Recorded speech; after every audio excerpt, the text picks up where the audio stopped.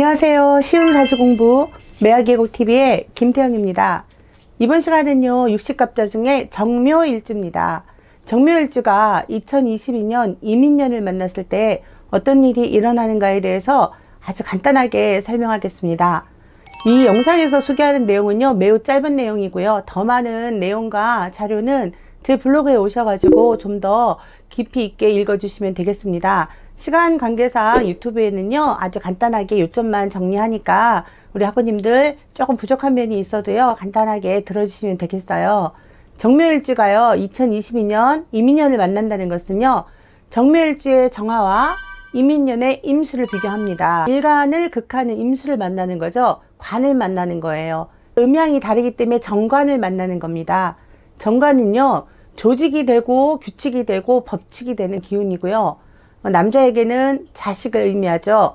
여자에게는 남자, 배우자 혹은 이성운을 말하고 있습니다. 한 해의 운을 볼 때는요, 정관도요, 나중에 내정에 대해서도 제가 영상을 올리겠지만 내정 공부할 때 보면은 이 편관과 마찬가지로 정관도요, 골치 아픈 일이라든가 시급히 해결해야 되는 일이라든가 소송이라든가 송사의 문제를 다룰 때 이렇게 관을 많이 띄우거든요. 이 편관도 해당이 되고요. 또 정관도요, 약간의 이런 기운이 있어요. 새해에 어떤 일이 일어날 것인가를 이렇게 볼 때는요, 정관을 그냥 정확한 관 이렇게 해석하다기보다는 이 편관의 기운도 같이 해석을 해주셔야 돼요. 그래서 통제받는 기운에 대한 역할을 해석을 해줘야 되거든요. 편관이든 정관이든 이 관을 만난다는 것은 일간에게 있어서 통제를 받는다, 어떤 규칙이나 틀 안에 내가 가두어진다, 이런 얘기예요. 좋게 얘기하면 정관이든 편관을 만난다는 것은 보호막을 만나는 거기 때문에 안정된 공간 안에서 어떤 일을 할 수가 있다, 이렇게 보호자의 역할을 해줄 수도 있지만, 안 좋은 기운으로 발현이 돼서 통변할 때는요, 소송이라든가 아니면은 시급하게 처리해야 될 어떤 근심거리, 골칫거리 이런 걸 상징하기도 합니다. 그래서 정묘일주가 이민년을 만났을 때 일단은 그런 기운을 먼저 만날 수 있다라는 것을 염두에 두고 시작을 하셔야 됩니다. 그리고 년에 이민년을 만날 때 이민년이 달고 있는 인목은요, 목생화 해주니까 인수입니다. 정인을 같이 달고 있는 정관이라는 거예요. 보호자 역할을 해주고 도움을 주는 그런 기운인 건 맞아요.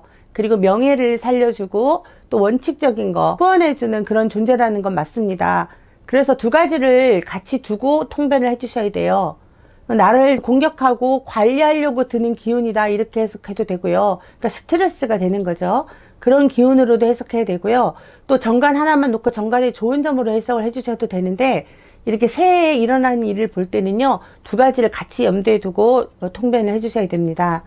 제가 임상을 해보니까 그렇더라고요. 잘되라 하는 엄마의 잔소리라든가 바른 내용도요, 받아들이는 사람 입장에서는 이게 통제가 되고 잔소리가 되고 스트레스가 될 수 있다는 거예요. 받아들이는 입장에 따라서 많이 다르겠지만 일단은 정관이든 편관이든 나를 통제하고 스트레스를 주는 기운이다라는 거는 같습니다. 자, 정관에 생을 받은 이 인수, 정인의 힘은 좀 강해지고 있습니다. 임인년은 수생목하죠. 임수가 임목을 생을 해주고 있기 때문에 일단 임목의 기운이 강해진 상태에서 정화를 만난 거예요. 정화가 인수의 기운, 정인의 기운을 받았다, 이렇게 해석을 하는 겁니다. 정인은 천간의 관계에서도 말씀드렸듯이 공식적인 자격이라든가 명예를 말하는 거예요. 공인 자격증이라든가 공인 단증이라든가 이렇게 공적으로 드러내놓고 확실하게 인정받는 자격을 말하는 겁니다. 그것이 정인의 기운이에요. 현실적으로 시험을 쳐서 합격할 수 있는 그런 기운일 수도 있고요. 누군가에게 인정받거나 실제적으로 상장을 받는 그런 기운이 될 수도 있습니다. 학생이냐, 주부냐, 아니면 직장인이냐, 어떤 위치에 있는 사람이냐에 따라서 그 인수의 기운은 다양하게 발현이 됩니다. 그 처지에 맞춰서 인수를 해석을 해주셔야 되는 겁니다. 물상으로 정화가 임수를 만나는 것은요, 호숫가에 달이 딱 비춰지는 거예요. 엄청나게 근사하고 멋진 음과 양의 만남이거든요. 정임합의 합은요, 물상으로 봤을 때도 좋은 관계다, 이렇게 해석을 합니다. 정화에게 있어서 좀 막강한 힘인 병화, 이 태양은 라이벌이 될 수 없을 만큼 가장 큰 존재예요. 이 겁재를 이 임수가 와서 병임충 해주거든요. 정화 입장에서는요, 혼자서 많은 것을 다 차지할 수 있는 그런 기회가 왔다, 이렇게 해석합니다. 병화가 있음으로 해서 정화의 존재가 굉장히 미약하고 보잘것 없어지거든요. 사실은 원국에 병화가 있거나 없거나 임수를 얻은 것만으로 임수가 병화를 병임충에서 충거해주는 역할을 합니다. 정화 입장에서는 천군만마를 얻는 그런 상황이에요. 정묘일주가 이민년을 만난다는 것은 좋다, 좋은 기운을 만났다, 이렇게 일단은 해석을 합니다. 정묘일주의 묘목하고요, 인목은요, 지지가 묘목과 인목의 만남은요, 같은 목의 기운이 만난 거예요. 인수의 만남인 거죠.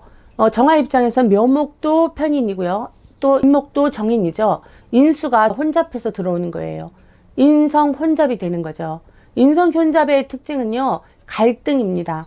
이걸 할까 저걸 할까, 해야 하나 말아야 되나, 갈등의 연속이라는 거예요. 인수가 많아지고 혼잡할수록 갈등이 증폭되는 겁니다. 그래서 정묘일주가 이민년을 만났을 때 올해는요, 갈등이 많습니다.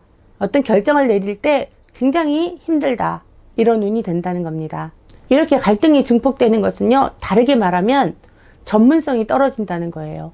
즉 프로가 되지 못한다는 겁니다. 그래서 정묘일주는요, 이민년에는 전문성을 키우기 위해서 노력하는 자세를 더 많이 가지셔야 돼요. 다른 해에 비해서. 겁재를 만나면 다 나쁘다고 생각을 하잖아요. 재를 뺏어가서 나쁘다, 라이벌이 나와서 나쁘다, 이렇게 표현하는데, 정묘일주가요, 이 묘목이 이민년에 인목을 만나는 것은요, 음지의 나무가 양지의 나무를 만나는 거예요. 음지에 있는 처지인데 양지에 있는 친구를 만나는 거예요. 나보다 더 좋은 조건과 환경과 이 정신 상태가 더 올바르고 반듯한 친구를 만난다, 이렇게 해석도 가능하거든요.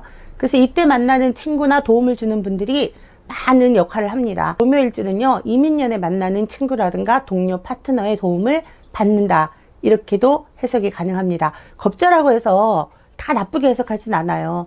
겁재가 나중에 결과적으로 재를 나누고 분배해야 된다는 그런 건 있습니다.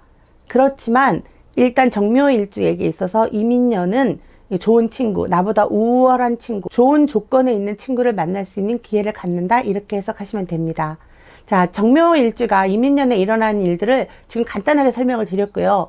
이 이민년에 정묘일주가 돈을 벌 것인가, 혹은 직장에서 어떤 일이 일어날 것인가, 또 많은 내용이 있죠. 더 많은 내용은요, 블로그 오셔가지고 좀 더 디테일하게 공부를 해주십시오. 제 블로그에 오시면 내용이 다 포스팅이 되어 있어요. 오늘은 여기까지 설명을 드리겠습니다. 잘 들어주셔서 너무 감사하고요. 나가실 때 좋아요, 구독 꼭 눌러주세요. 고맙습니다.